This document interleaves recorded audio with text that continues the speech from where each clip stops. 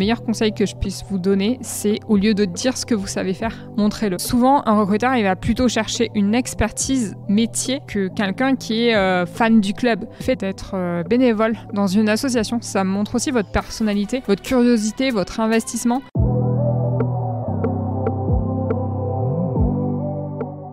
Hello, c'est Vanessa. Cela fait maintenant 6 ans que je suis créatrice de contenu dans le sport. J'ai ainsi construit une communauté de près de 400 000 professionnels et fans de sport. Bienvenue sur le podcast Champions du Digital, le podcast qui met en lumière les championnes et champions qui œuvrent dans l'ombre pour façonner le sport d'aujourd'hui et écrire le sport de demain. Dans ce podcast, vous retrouverez des interviews de professionnels qui apportent des réponses concrètes à un sujet tendance dans l'industrie du sport. Fan expérience, social media, Web3, e-sport, que vous soyez entrepreneur, professionnel ou bien étudiant, ce podcast est fait pour vous. Vous retrouverez également des épisodes courts qui mettent en lumière l'histoire inspirante d'une activation, d'un club, d'un entrepreneur ou d'une start-up. Enfin, si vous êtes étudiant ou étudiante ou en reconversion dans le milieu du sport, vous cherchez votre voie, sachez que des épisodes seront dédiés aux métiers et parcours. En parallèle de cela, je suis aussi consultante en social media dans le sport avec une spécialité sur TikTok. J'accompagne et je forme des athlètes, des clubs, des marques, des fédérations à l'utilisation de cette plateforme. Je collabore également avec des acteurs du sport,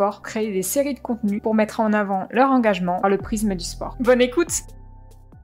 Salut à tous, aujourd'hui on se retrouve pour un nouvel épisode du podcast Champions du Digital sur le format dédié au métier du digital et du sport. Si vous voulez travailler dans l'industrie du sport, que vous soyez étudiant, professionnel ou athlète en reconversion professionnelle dans le milieu du sport, je vais vous partager 7 erreurs à éviter pour faire la différence lorsque vous candidatez auprès d'un club, auprès d'une agence, auprès d'une entreprise dans le milieu du sport. On reçoit beaucoup de candidatures par mail ou sur les réseaux ou alors de messages de personnes, d'étudiants qui veulent travailler dans le milieu du sport. Et donc du coup, j'ai décidé d'en faire une vidéo pour vous partager mes meilleurs conseils. Évidemment, il existe plein d'autres conseils. Je vais essayer de vous donner ceux qui me semblent importants. C'est parti. 7 erreurs à éviter dans son CV pour être repéré par des recruteurs si tu veux travailler dans le milieu du sport. Première erreur, miser tout sur sa formation ou son école. La première chose que je vois quand on m'adresse des CV ou des candidatures, c'est qu'il y a beaucoup de candidatures qui commencent par « je fais telle école » et qui appuient vraiment sur le nom de l'école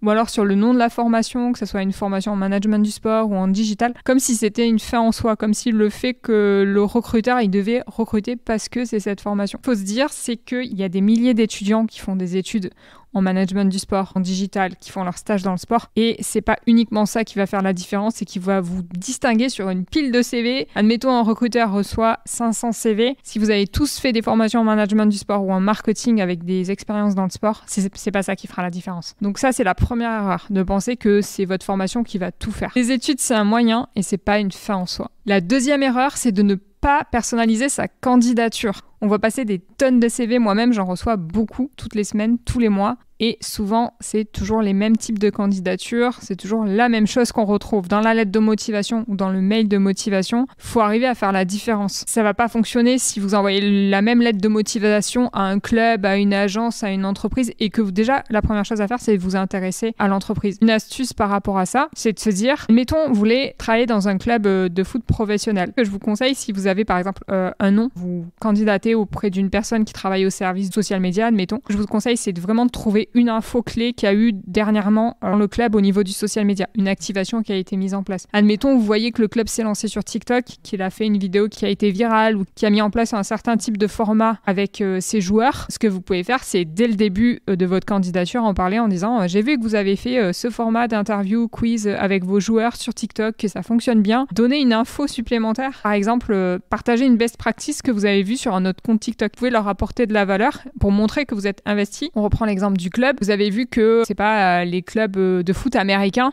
ont l'habitude de faire des micro-trottoirs avec les supporters. Vous voyez que ce club français ne met pas du tout en avant les supporters sur TikTok. Vous pouvez vous dire, je vais proposer ça dans mon intro, dans ma candidature. Et là, de suite, ça fait la différence parce que ça montre que d'une part, vous êtes curieux, vous allez chercher l'info de vous-même, et d'autre part, que vous êtes intéressé par le digital et que vous savez chercher l'information au bon endroit et apporter de la valeur. Donc ça, c'est la deuxième chose, c'est essayer de faire une candidature personnalisée en voyant ce qui a été mis en place par le club récemment, dans le cas où ce serait un club où vous candidatez. Le troisième point, ne pas relancer suite à sa candidature. Alors déjà, moi, je vous conseille, si vous avez eu un entretien, de relancer après l'entretien, d'ici le jour suivant, votre candidature candidature pour ressortir des points clés qu'il y a eu dans la candidature. Ça fait toujours très bien. Enfin, c'est toujours un point qui peut vous différencier des autres. L'autre chose aussi à savoir, c'est que peut-être que le recruteur ou la personne à qui vous avez envoyé votre CV va recevoir des tonnes de candidatures. Et ça arrive en fait quand on reçoit beaucoup de mails dans sa boîte mail, qui est des mails qui passent en spam ou qui n'arrivent jamais en fait.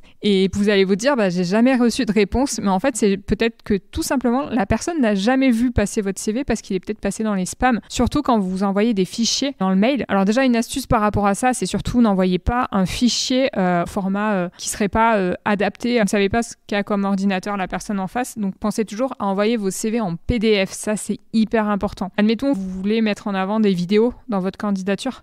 Faites attention parce que les liens WeTransfer, ça se périme au bout de quelques jours. Donc, n'hésitez pas à faire une relance en disant je vous ai envoyé un lien WeTransfer. Est-ce que vous pouvez me confirmer que vous l'avez bien reçu et que vous avez pu le télécharger, même avec votre CV, au bout d'une semaine, 10 jours, parce qu'on ne sait jamais, peut-être que votre candidature n'est jamais arrivée. Ça, on n'y pense pas du tout, mais ça peut arriver, surtout quand la personne, comme je disais tout à l'heure, reçoit beaucoup de messages et de mails.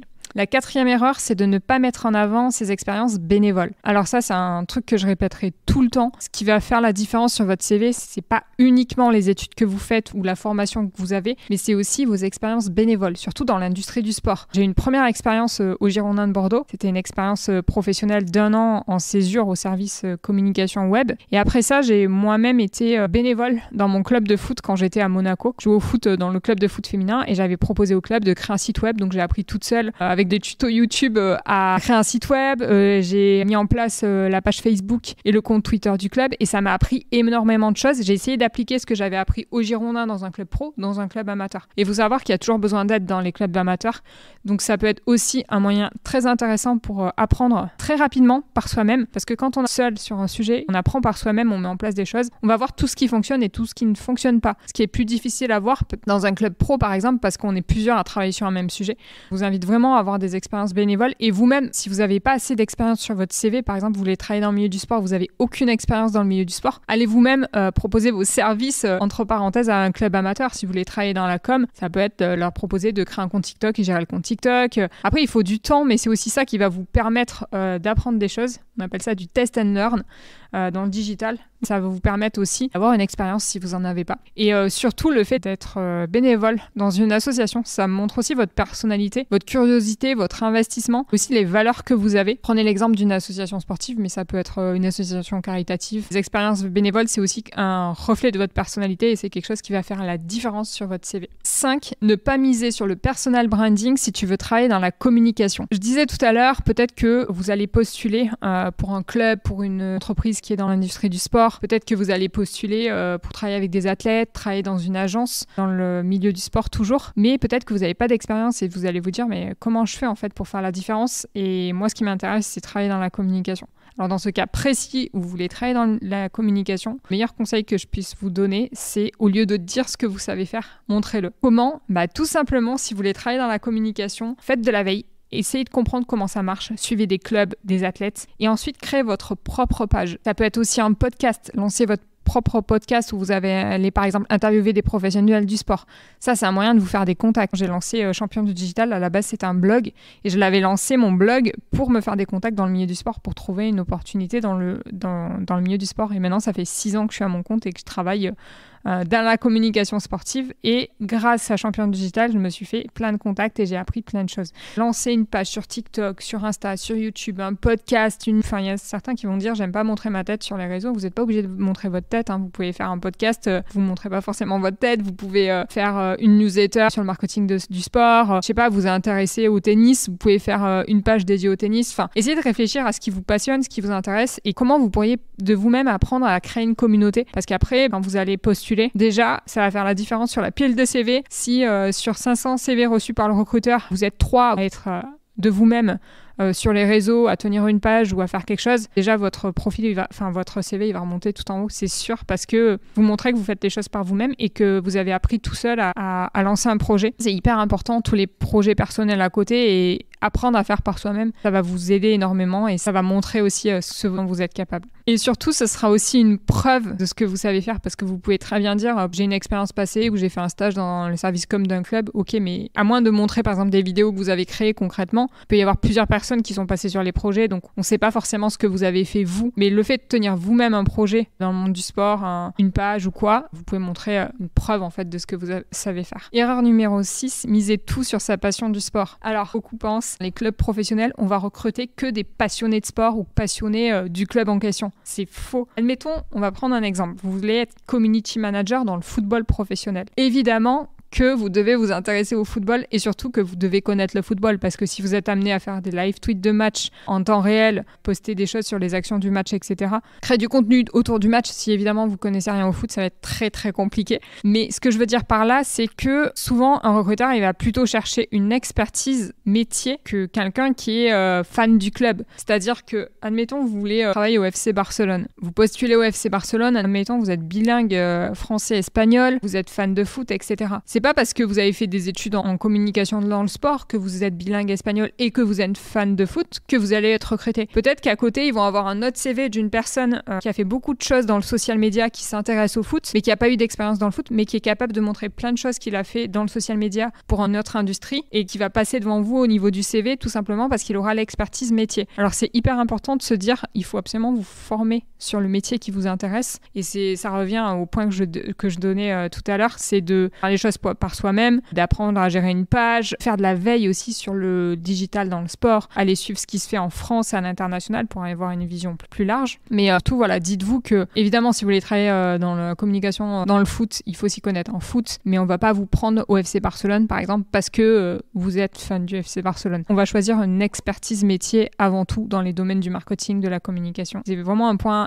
important, c'est penser en termes d'expertise métier et pas juste en termes généralistes, fan de sport. C'est pas que la passion qui va faire la différence dans votre candidature. La 7e erreur, c'est de sous-évaluer votre profil si vous êtes un ou une athlète de haut niveau et que vous êtes en train de vous reconvertir dans l'industrie du sport. Je m'explique. Ça m'est arrivé récemment en fait d'échanger avec des athlètes ou des anciens athlètes de haut niveau qui veulent travailler dans le milieu du sport et qui le mettent pas du tout en avant sur leur CV. Ça, c'est hyper important. Sachez que les entreprises apprécient vraiment les profils des athlètes, tout simplement parce que vous avez développé des compétences et des valeurs qu'on ne retrouve pas peut-être chez certains profils de candidats. Déjà, l'investissement, la rigueur, l'organisation, la persévérance, surtout si vous êtes athlète de haut niveau, le fait de répéter les entraînements, motivation, l'esprit d'équipe, enfin, il y a plein de choses que vous avez développées et que vous pouvez mettre au service de l'entreprise et de ses valeurs. Donc ça, c'est important. Si vous êtes athlète de haut niveau et que vous écoutez ce podcast ou que vous regardez cette vidéo, pensez à vous mettre en avant en tant qu'athlète de haut niveau. Mettez-le bien en avant sur votre CV. Commencez par ça. Je suis athlète de haut niveau, je souhaite me reconvertir, etc. Parce que c'est ça aussi qui va faire la différence. C'est tout votre parcours. Ne pensez pas que les compétences et surtout ce qu'on appelle les soft skills, toutes les qualités que vous avez développées dans votre sport, vous n'allez pas pouvoir les mettre en avant dans une entreprise. Au contraire, mettez-le vraiment en avant. Là, je vous ai énuméré les 7 points qui me semblent essentiels dans un CV et qui vont faire la différence auprès d'un recruteur. J'espère que ça vous a été utile. Si vous avez trouvé cet épisode intéressant, n'hésitez pas à mettre 5 étoiles sur Apple Podcast ou sur Spotify parce que ça aide le podcast à remonter. Si vous avez trouvé cet épisode utile, n'hésitez pas à le partager autour de vous et dans LinkedIn en mentionnant soit ma page Champion du Digital, champion avec un S, ou mon profil LinkedIn qui est dans les ressources de cet épisode. J'ai mis le lien. Mais aussi le lien vers le post LinkedIn dans ressources de l'épisode. Comme ça, si vous avez des questions, vous pouvez aller les commenter directement sur le post LinkedIn et j'essaierai de vous répondre.